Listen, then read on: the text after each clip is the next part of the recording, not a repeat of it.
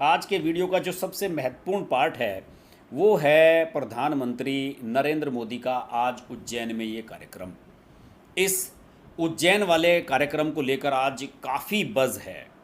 Social media पर खूब सारी तस्वीरें इसकी चल रही हैं, खूब वीडियोज़ चल रहे हैं।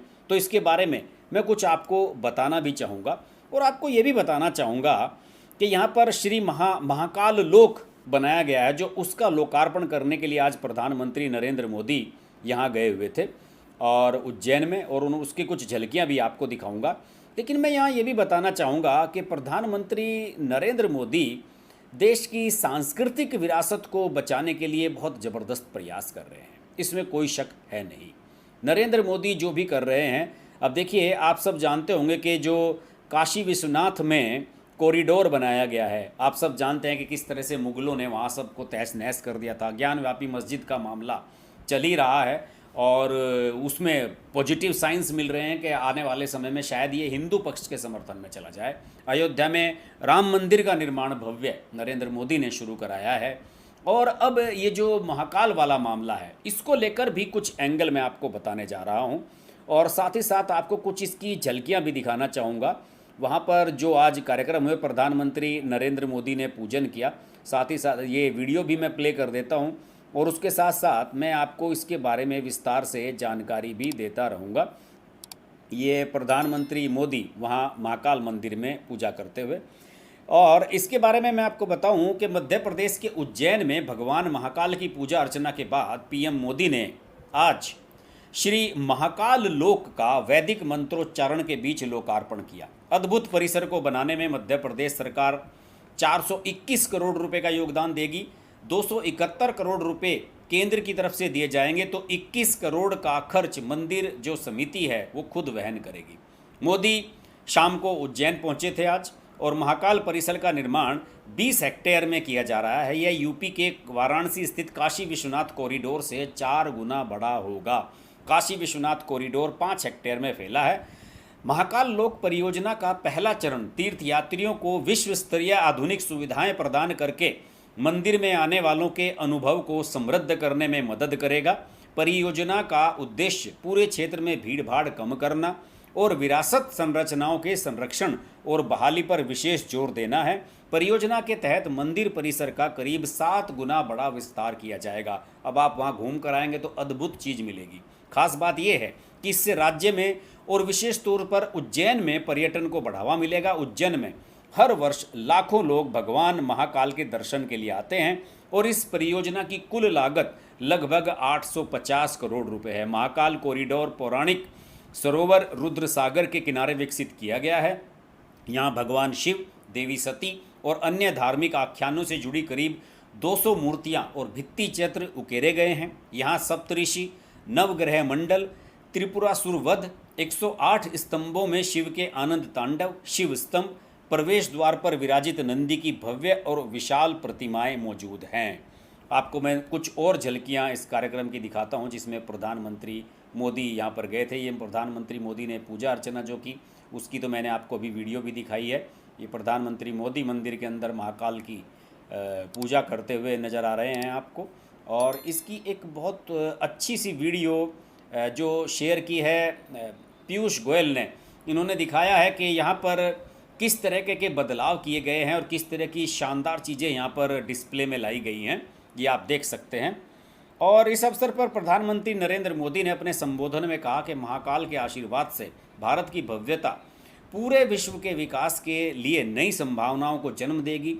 भारत की दिव्यता पूरे विश्व के लिए शांति के मार्ग प्रशस्त करेगी।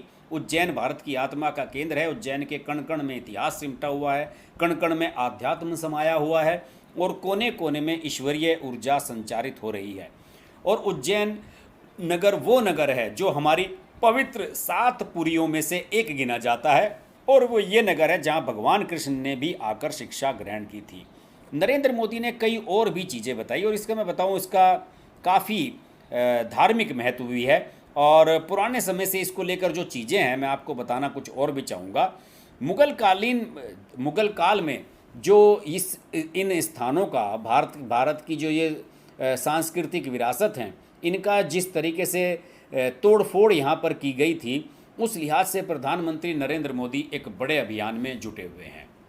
मुगल कालीन जो दाग लगे हुए हैं हमारी संस्कृति पर, हमारी जो हिंदू संस्कृति को ख़त्म करने की कोशिश मुगल काल में 500-600 साल में की गई, उसको एक वापस लाने की, सारे धार्मिक स्थलों को रिनोवेट करने की, उन्हें चमकाने की, उन्हें पुराने जो मुस्लिम उन पर वो लग चुके हैं, क्या कहना चाहिए कि ठप्पे लग चुके हैं, उनसे निकालने की एक बड़ी कोशिश प्रधानमंत्री नरेंद्र मोदी कर रहे हैं। इस बारे में कोई बात नहीं करता है, ये बहुत बड़ा काम नरेंद्र मोदी कर रहे हैं। मैं आपको बताऊं कि उज्जैन का महाकाल मंदिर पूरी दुनिया में मशहूर है। 12 ज्योतिर्लिंगों में से यह अकेला दक्षिण मुखी ज्योतिर्लिंग है। पौराणिक कथाओं के अनुसार द्वापर युग में स्थापना के बाद से महाकाल मंदिर कई बार टूटा और बना। विदेशी आक्रमणकारियों ने कई बार इस पर हमले किए। हालत तो यह हो गई कि करीब 500 साल तक भगवान महाकाल को जल समाधि में रहना पड़ा।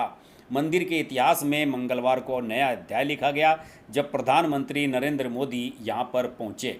महाकाल मंदिर आज जिस स्वरूप में दिखता है वैसा पहले नहीं था। मुस्लिम शासकों ने महाकाल मंदिर पर हमला कर कई बार इसे तोड़ा और कई बार इसका पुनर्निर्माण हुआ। 11वीं सदी में मोहम्मद गजनी के सेनापति और 13वीं सदी में दिल्ली के शासक इल्तुतमिश ने मंदिर को ध्वस्त करने के बाद कई राजाओं ने इसका दोबारा निर्माण करवाया। 1107 से लेकर 1728 ईस्वी तक उज्जैन में यवनों का शासन था और इस दौरान हिंदुओं की प्राचीन धार्मिक परंपराओं और मान्यताओं को नष्ट करने का प्रयास किया गया। 11वीं शताब्दी में गजनी के सेनापति ने मंदिर को नुकसान पहुंचाया। इसके बाद सन 1234 में दिल्ली के शासक इल्तुतमिश ने महाकाल मंदिर पर हमला कर यहां कत्लेआम किया गया।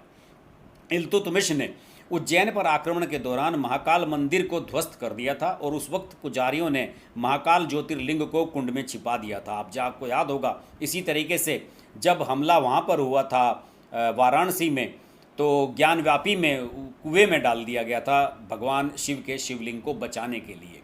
देख रहे हैं ना आप, मैं बहुत आज इसलिए विस्तार से, मेरा मन था कि इस पर विस्तार से चर्चा करूंगा। कोई यूट्यूबर इस भावना से आपको ये जानकारी नहीं देगा जिस भावना से मैं दे रहा हूँ। नरेंद्र मोदी को मैं सैल्यूट करता हूँ कि उन्होंने इतना बड़ा अभियान मुकाम तक पहुँचाने की वो कोशिश कर रहे हैं। देखिए, उनके पहले कार्यकाल में राम मंदिर वाला मसला निपटा और अभी उन्होंने राम मंदिर का निर्माण भी शुरू करा दिया। फिर उसके बाद काशी विश्वनाथ वाला जो है 5-6 साल से वो रिनोवेट कराने में लगे हुए थे कॉरिडोर, उसको कराया है। और अब ये उज्जैन वाला मामला है। करीब 500 साल तक भगवान महाकाल को जल समाधि में रहना पड़ा और इसके बाद औरंगजेब ने मंदिर के अवशेषों पर मस्जिद बनवा दी थी। औरंगजेब सबसे ज़्यादा बदमाश था। काशी विश्वनाथ ने भी इसने ही किया था, ये सब जगह इस तरह से ही करता था। करीब 500 साल तक महाकाल की पूजा मंदिर के अवशेषों में ही पूजा जाता रहा था, यानी कि टूटे फूटे जो अवशेष थे उसमें ही पूजा होती थी। और साल 1728 में मराठों ने उज्जैन पर कब्जा किया और इसके बाद उज्जैन का खोया हुआ गौरव फिर से लौटा। 1731 से 1809 तक उज्जैन मालवा की राजधानी रहा। मराठों के शासनकाल में उज्जैन में 2 महत्वपूर्ण घटनाएं हुई। पहली, महाकालेश्वर ज्योतिर्लिंग को पुनः प्रतिष्ठित किया गया और दूसरी, शिप्रा नदी के तट पर सिंहस्थ पर्व कुंभ शुरू हुआ। अब आप जानते हैं कि नियमित रूप से कुंभ का आयोजन यहाँ पर होता रहता है। मंदिर का पुनर्निर्माण ग्वालियर के सिंधिया राजवंश के संस्थापक महाराजा राणोजी सिंधिया ने कराया था और उन्हीं की प्रेरणा पर यहाँ सिंहस्थ समागम की भी दोबारा शुरुआत हुई। मंदिर के पुनर्निर्माण और ज्योतिर्लिंग की पुनः प्राण प्रतिष्ठा करने से पहले राणोजी सिंधिया ने उस मस्जिद को ध्वस्त करा दिया था जो औरंगजेब ने बनाई थी। तो मैं इस कार्यक्रम को आज इसलिए आपको इतने विस्तार से दोस्तों समझा रहा हूं और इसका महत्व मैं आपको बताने की कोशिश कर रहा हूं कि वास्तव में ये कितना महत्वपूर्ण काम है जो प्रधानमंत्री नरेंद्र मोदी कर रहे हैं। और इस सब के लिए मैं आप सबों के लिए जो कमेंट बॉक्स में कमेंट लिख रहे हैं उनसे भी मैं निवेदन करूंगा, अपनी भावनाएं व्यक्त करने से पीछे ना मिटे।